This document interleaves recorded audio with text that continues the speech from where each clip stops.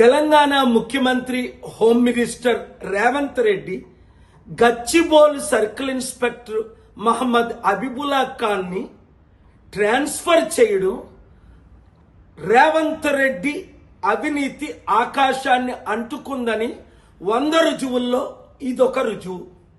ఆయన చేసిన తప్పేంటి? Ponguleti Srinivasa Reddy king of corruption కొడుకు మీద ఎఫ్ఐఆర్ ఫైల్ చేసినందుక అని మీడియాలో రచ్చ రచ్చ అవుతుంది. నేను గత శుక్రవారం ఆనరబుల్ తెలంగాణ హైకోర్టులో కూడా ఇది పలికా. ఈ ఉదాహరణ చూపించాను.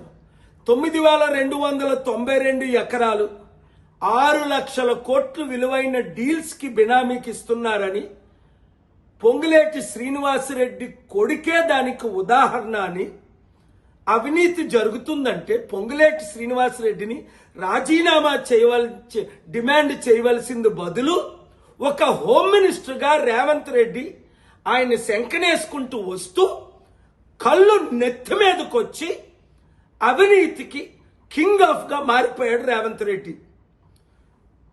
దేవుని ఉగ్రత వస్తుంది. ప్రజలారా వినండి.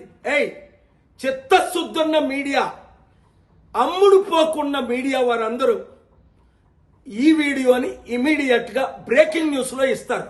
అమ్ముడుపోయిన వాళ్ళు చెప్పట్టుకొని అమ్ముడుపోండి మీరు కూడా. అసలైన తొలి వెలుగు. ఫాలో వాట్సాప్ @తొలి వెలుగు అఫీషియల్.